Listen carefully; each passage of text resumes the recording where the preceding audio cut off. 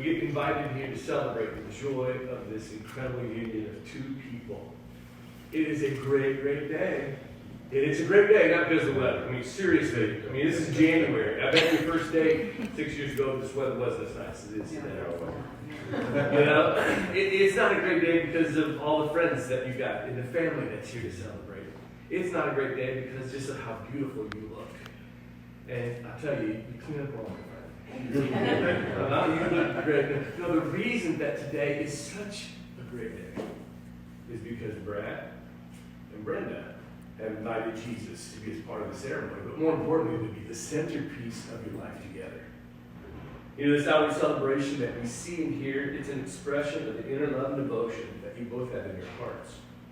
Jesus Christ, he reminded us that at the very beginning that a man should leave his father and mother, should cleave to his wife, and the two will become one flesh. God loves us so much, he created us to love others. Our lives find completion as we are loved, and we love others in return. Together we can become what we can't be separately, because marriage is this gift from God.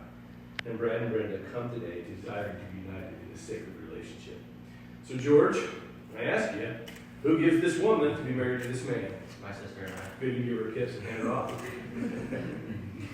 All right, you can all be seated. Oh, you guys turn to me for a second here. There we go. And then, all right, so you ready for this? All right, Brad. You promise to love Brenda as her husband, to receive her as your wife, to make a home where she will be loved and cared for as long as God grants her life, and so answer I do. I do.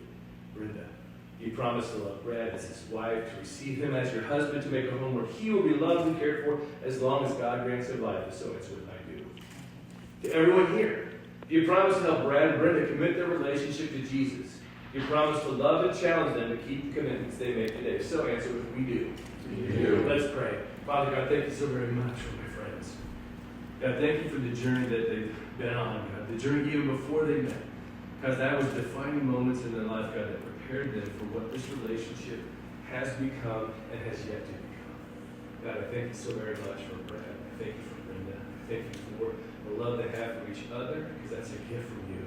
But I thank you even more for the love that they have for your son, Jesus, because he is the game changer in all this.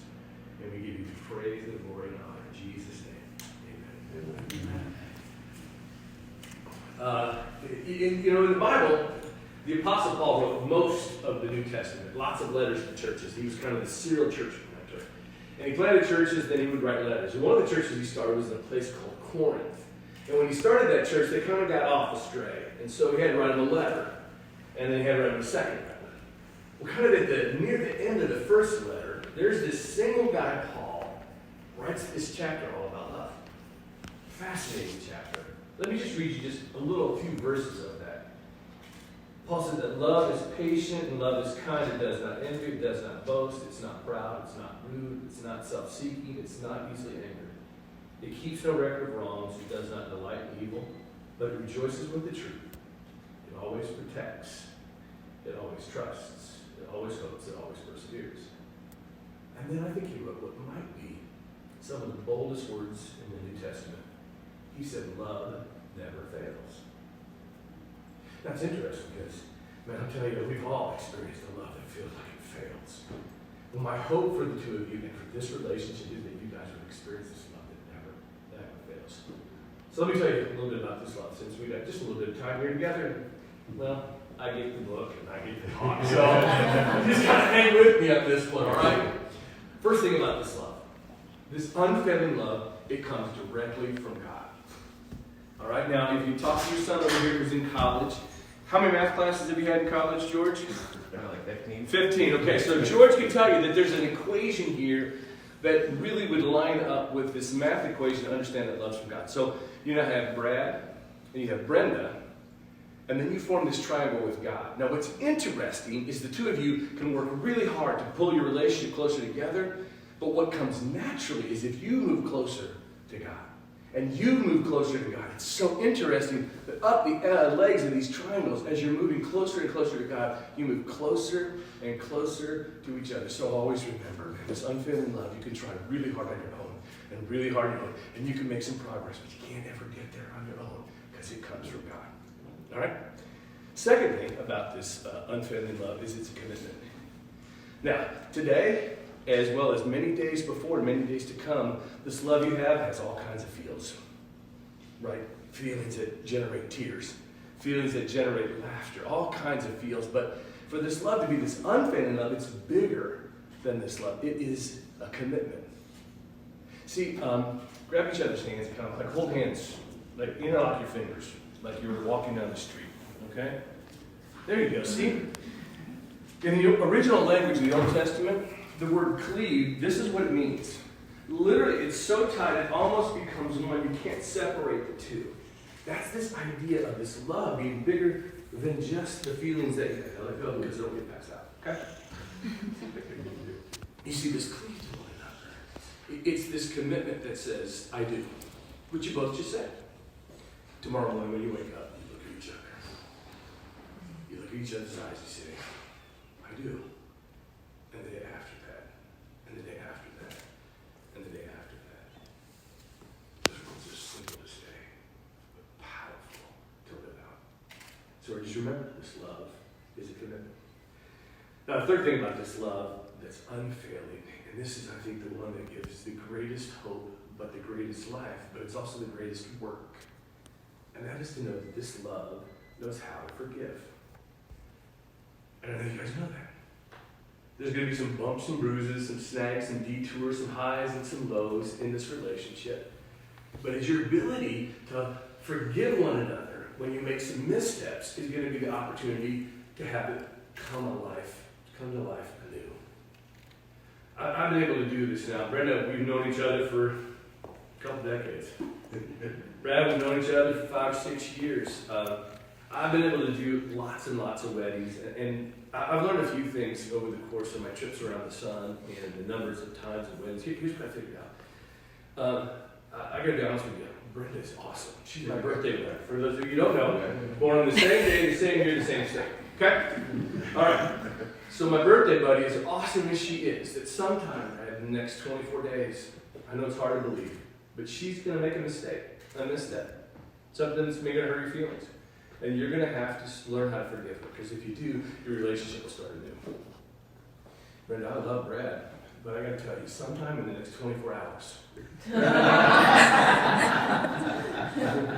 going to get to practice how to forgive. The truth about this is that forgiveness is a muscle. It's a muscle to be exercised, and as you exercise it with one another, it becomes stronger. But also as you exercise it with one another, we need it less because we experience more and more who Jesus is in our lives. Paul said this again to another church. The reason you can forgive, the reason you have the capacity to forgive Brenda, the reason, Brenda, you have the capacity to forgive Brad, isn't because you're good enough. It's because you have been forgiven. And because you've been forgiven, then you can forgive. You know, this ceremony of marriage that you come today to be united is the oldest ceremony in all the world. It was celebrated at the beginning right in front of God himself. And it is his gift to you. It's given to comfort the sorrows of life and magnify the joys. It's the clasping of hands, the blending of hearts, the union of your two lives into one. Now your marriage, it must stand, not by the authority of the state, not by your wedding certificate, but by the strength of your love and the power of your faith in each other, but more importantly, Jesus. You can have this kind of home and this marriage if you continue to recognize God as the source of this unfailing love. With him, the possibilities are endless. Without him, something will always feel like it's missing. So my friends, build this relationship. Continue to build it on a spiritual foundation. All right, now would you turn to each other and express your vows of love and devotion? Brad, would you repeat these vows to Brenda, saying after me, I, Brad, take you, Brenda, to be my wife, to have and to hold, from this day forward, for better or worse, for richer or poorer, in sickness and in health, to love and to cherish, until we are separated by death. As God is my witness, I give you my promise. Brenda, will you repeat this vow to Brad, saying after me, I, Brenda, take you, Brad, to be my husband, to have and to hold, from this day forward, for better or worse,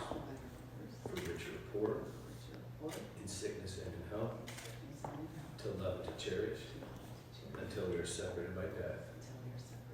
As God is my witness, I give you my promise. Brad and Brenda have decided today to also share some personal vows that they wrote to each other. Brad? Could you go first? I can go first.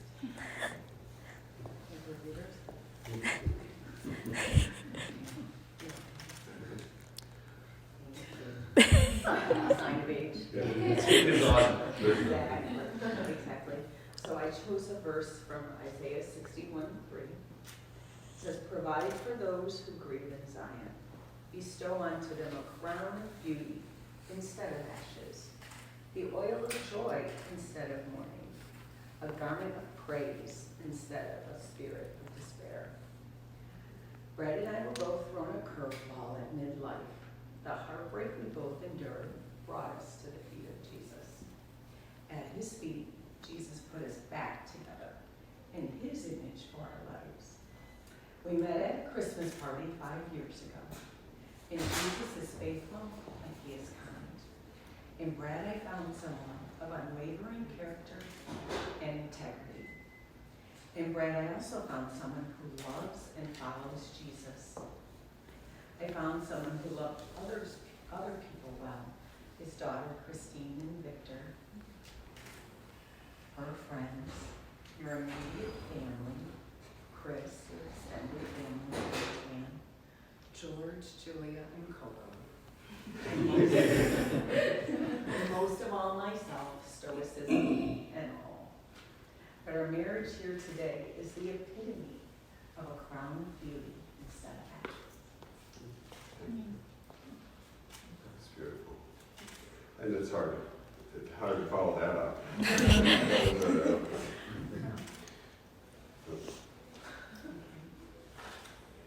Mine's a little bit shorter. So my verse was the Song of Solomon 3:4, and it says, "I have found the one whom my soul loves." And Brenda, our first official date was 5 years ago tonight. And we both were apprehensive about dating. And I love the fact of how God worked in our lives to bring us together. We weren't expecting anything. We were just to be friends. And then he had bigger, better plans for us than we had for ourselves. And I praise him every day for that.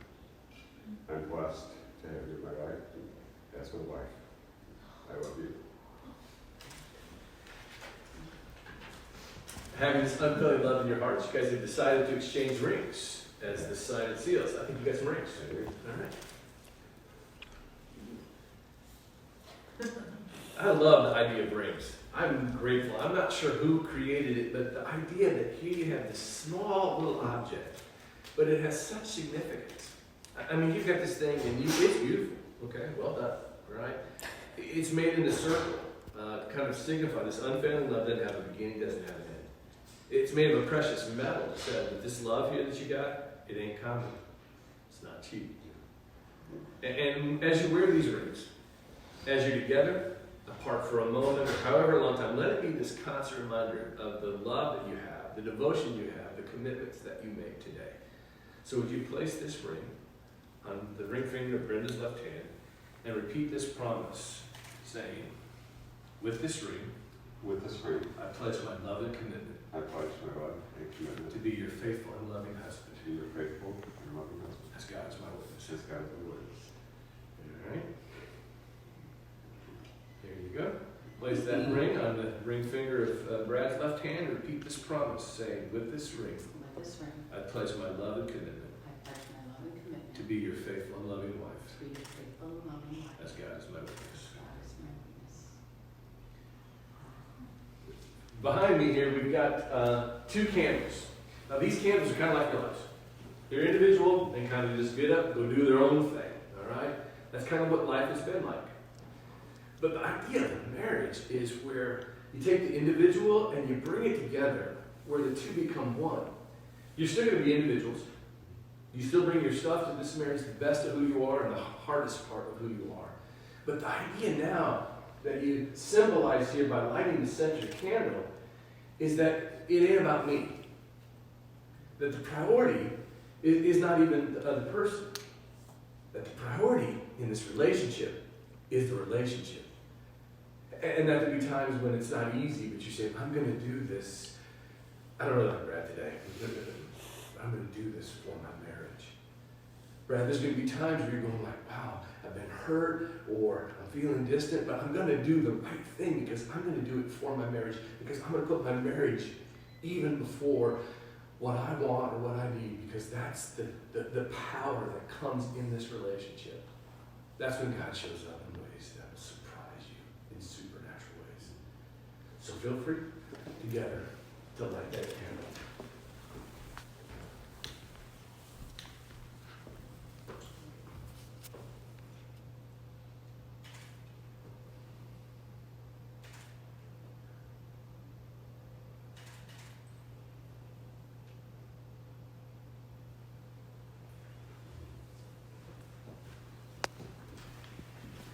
Okay, friends, you two, come on up. You two, come on up. We're going to gather around. Just kind of make a circle around it, and we're just going to pray, okay? If you do me a favor out there, just kind of reach your hand out, just kind of this prayer of blessing on this entire family, God, as we come together to celebrate the union of these two people. God, we know it's not just two individuals, that with them they have lots of history, and some of the most powerful history in the circle right now, sons and daughters. Son-in-laws to be, God, and I just pray that you would just do the miraculous thing to pour out your blessing on this family. That as they get unified together, things would be accomplished that would surprise them. That they would experience more joy, not because of who they are as individuals, but because of the collective. Because your Spirit shows up in a different way where two or three of us come together. So God, I thank you so much. I thank you for George. Thank you for Julia, for Christine, for Victor. God, I thank you for the legacy that already Brad and Brenda have built, but God, also the future that you are yet creating. And as they step into this, God, we will give you the praise, the glory, and honor. We lift this to you in Jesus' precious name. Amen. Amen. Yes, sit back down. All right, my favorite part right here, guys. You've come before us. You've come before God. You've expressed your desire to be husband and wife. You show your love and affection by joining hands. You make promises of faith and devotion each to the other, and you seal these promises by the giving and the receiving of rings. I therefore pronounce that you are husband and wife. May God bless you and keep you and give you his peace. My friend Brad, you may now seal your vows with a kiss.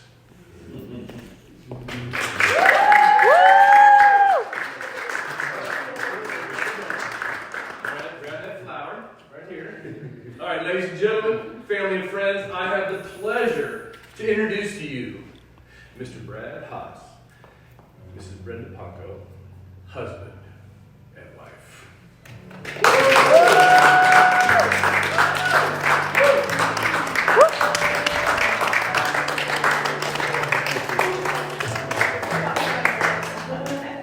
Give me another kiss.